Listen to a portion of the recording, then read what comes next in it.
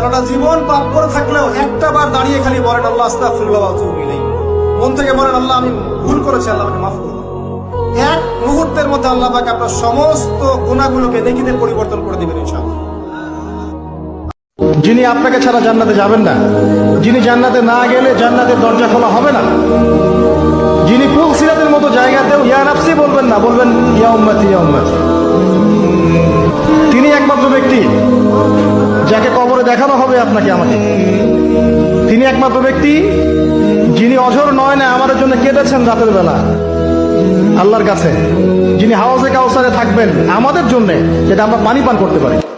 যে ব্যক্তি সুখের সময় বেশি বেশি দোয়া করে, আল্লাহ পাক দুঃখের সময় তার দোয়া বেশি কবুল করেন, এমনটা হাদিস এসেছে। যে ব্যক্তি সুখের সময় ভালো আছে, এখন আমার ফিজিক্যাল আমি ফিট, এখন আমি আল্লাহ পাকের অসীম নিয়ামতের মধ্যে আছি, বাড়ি গাড়ি টাকা করি, আত্মীয় স্বজন স্ত্রী সন্তান সবই আছে, আমার কোনো কিছুর অভাব নাই, এরকম সুখের সময় যে ব্যক্তি বেশি বেশি দোয়া করবে, ইস্তেগফার করবে, ক্ষমা চাবে, আল্লাহ পাক দুঃখের সময় সেই বান্দার পাশে থাকবেন ইনশাআল্লাহ। সাফল্যের সংজ্ঞা শেখানো হতো আমাদেরকে পরিবার থেকে। সফল হতে হবে বাবা, নিজের পায়ে দাঁড়াতে হবে, বিয়ে করবি কি নিয়ে, তোর তো কিছুই নাই, চাকরি বাকরি করতে হবে, প্রতিষ্ঠিত হতে হবে। শোনো, সাফল্যের একটা সংজ্ঞা দিয়েছেন আল্লাহ কোরআনে, একটাই সংজ্ঞা, সূরা আলে ইমরানের মধ্যে আছে, কুল্লু নাফসিন যায়িকাতুল মাউত, প্রত্যেকটা নফস মারা যাবে এবং কিয়ামতের মাঠে তাদের পুরোপুরি প্রতিদান তাদেরকে দেয়া হবে। ওই দিন কিয়ামতের মাঠে যাকে জাহান্নাম থেকে বাঁচানো হবে, এই ব্যক্তি হচ্ছে সফল।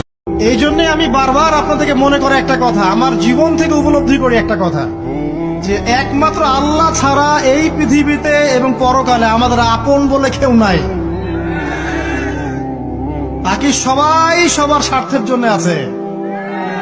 মানুষ মানুষের অবস্থানকেই মূল্যায়ন করে, মানুষ মানুষের অবস্থানকেই মূল্যায়ন করে। আল্লাহ রাব্বুল আলামিন আপনার ভিতরটাকে ভালোবাসেন। দোয়া করতে করতে যদি দেখেন চোখ দিয়ে পানি ঝরছে, বুঝবেন দোয়া কবুল হয়ে গেছে ইনশাআল্লাহ। এটা দোয়া কবুলের আলামত। কাঁদতে কাঁদতে চোখ দিয়ে পানি ঝরবে যখন, বুঝবেন ইনশাআল্লাহ দোয়া কবুল হয়ে গেছে। কারণ কঠিন মন কাঁদতে পারে না, আর কঠিন মনে আল্লাহর নূর আসে না। আল্লাহর নূর যে হৃদয়ে আসে, ওই হৃদয়ের চোখ দিয়ে পানি ঝরতে থাকে। আল্লাহর জিকির বাড়িয়ে দেন, দিন রাত আল্লাহর জিকির বাড়িয়ে দেন।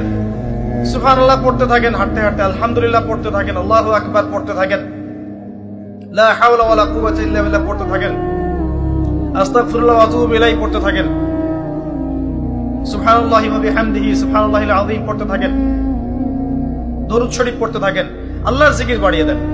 যত বেশি আল্লাহর জিকির করবেন, মন প্রশান্ত হবে ইনশাআল্লাহ। মনে রাখবেন, আল্লাহ যদি আপনার সাথে থাকেন এবং আল্লাহ যদি আপনাকে কবুল করেন, পৃথিবীর কোনো শক্তি নাই আপনাকে তলাবে। পৃথিবীর কোনো শক্তি নাই, পৃথিবীর সমস্ত শক্তি একত্রিত হয়ে আপনার চুল বাঁকা করতে পারবে না। চোখের পানি, মনের আবেগ যা আছে আপনার ভিতরে, কষ্ট দুঃখ যন্ত্রণা, সব আল্লাহকে ঢেলে দিবেন ইনশাআল্লাহ। নিজের আবেগ ধরে রাখবেন এখানে, আপনি আল্লাহর জন্য ঢেলে দিবেন। মানুষকে আবেগ দেখে কি না? মানুষ আপনার চোখের পানির মর্ম বুঝবে? মানুষ কি মানুষের চোখের পানির মর্ম বুঝে? আল্লাহর কাছে ভিক্ষা চেয়ে নেবেন একটা দিনদার মেয়ে, যে আপনার জীবনটাকে, ওই যে নবী সাল্লাল্লাহু আলাইহি ওয়াসাল্লামকে যেমন খাদিজা রাদিয়াল্লাহু আনহা সাপোর্ট দিয়েছেন, ঠিক এইভাবে সাপোর্ট দিতে পারে এমন একটা মেয়ে আপনার জীবনের জন্য যথেষ্ট। আর যদি এমন কাউকে পেয়ে যান, এমন কাউকে যদি পেয়ে যান, আর কোথাও পা বাড়াতে যায় না। মানুষের দুর্ব্যবহারে কষ্ট পাবেন না। যখন কাছের মানুষরা আপনাকে কষ্ট দিবে, এবং কাছের মানুষ কষ্ট আপনাকে দিবেই, কাছের মানুষরা আপনাকে বেশি কষ্ট দিবে জীবনে, তখন আপনি কষ্ট পাবেন না যদি আল্লাহর জন্য ওদেরকে ভালোবাসেন, যে আমি তো আল্লাহর জন্য এই কাজগুলো করছি, তারা শুকরিয়া আদায় করলেই বা কি আর না করলেই বা কি, তখন আপনি কষ্ট পাবেন না। তোমার মৌত আসার আগেই তোমার জীবনকে মূল্যায়ন করো, অসচ্ছলতা আসার আগেই সচ্ছলতাকে মূল্যায়ন করো, অসুস্থতা আসার আগেই সুস্থতাকে মূল্যায়ন করো, এবং এই যে কথাটা বললাম যে তোমার বার্ধক্য আসার আগেই যৌবনকালটাকে মূল্যায়ন করো। জীবনে কখনো হতাশ হবেন না। ফাইন্না মাআল উসরি ইউসরা, নিশ্চয়ই কষ্টের সাথে স্বস্তি আছে। ইন্না মাআল উসরি ইউসরা, অবশ্যই কষ্টের সাথে স্বস্তি আছে।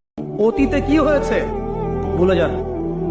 মিউজিক করতেন, গার্লফ্রেন্ড ছিল, পর্ন দেখেছেন, জুয়া খেলেছেন, মাদকের সাথে সম্পৃক্ত ছিলেন, আরাম অ্যাফেয়ার্সে ছিলেন, কি করেছেন অতীতে, আজকে থেকে ভুলে যান। ফ্রম নাও অন যখন থেকে আপনার কাছে হেদায়েতের বাণী আসবে তখন থেকে তওবা করে নেবেন, বলবেন আস্তাগফিরুল্লাহাল্লাযী লা ইলাহা ইল্লা হুয়াল হাইয়ুল কাইয়্যুম ওয়া আতুবু ইলাইহি। যখন দেখবেন জীবনে আপনি হোঁচট খেয়েছেন, আপনি কোনো বিপদে পড়েছেন, কেউ নেই আপনাকে সাহায্য করার, সেজদায় পড়ে কান্নাকাটি করছেন, দেন দেখছেন আপনার সামনে সেই বস্তুটা হাজির, আপনি বুঝতে পারবেন আল্লাহ আছেন, আল্লাহ সত্যি আছেন। মানুষকে আবেগ দেখা কি না? মানুষ আপনার চোখের পানির মর্ম বুঝবে? মানুষ কি মানুষের চোখের পানির মর্ম বোঝে?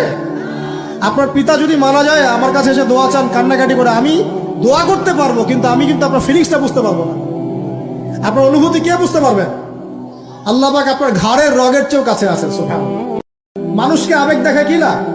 মানুষ আপনার চোখের পানির মর্ম বুঝবে? মানুষ কি মানুষের চোখের পানির মর্ম বোঝে? আপনার পিতা যদি মারা যায়, আমার কাছে এসে দোয়া চান কান্নাকাটি করে, আমি দোয়া করতে পারবো, কিন্তু আমি কিন্তু আপনার ফিলিংসটা বুঝতে পারবো না। আপনার অনুভূতি কে বুঝতে পারবে? আল্লাহ পাক আপনার ঘাড়ের রগের চেয়েও কাছে আছেন। সুবহানাল্লাহ। জীবনে সুখে থাকা, সুখী হওয়ার, এই দুনিয়ার জীবনে সুখী হওয়ার ফিলোসফি হচ্ছে যে আল্লাহ ছাড়া কারোর কাছে আশা করেন না, এবং আল্লাহ ছাড়া অন্য কারোর জন্য কোনো কিছু করতে চান, আল্লাহকে সন্তুষ্ট করার জন্য করতে চান। ইনশাআল্লাহ আল্লাহ পাক আপনাকে সবকিছুই দিবে ইনশাআল্লাহ, সম্মান, মর্যাদা। যদি কোনো ভুল হয়ে যায়, খবরদার আপনি হতাশ হবেন না। ভুল হয়ে গেলে কখনো হতাশ হবেন না। হতাশা শয়তানের পক্ষ থেকে আসে। জীবনে যাই হয়ে যাক না কেন, কখনো হতাশ হবেন না। মনে রাখবেন, আল্লাহ আপনার রব, আল্লাহ আপনার সাথে আছেন ইনশাআল্লাহ।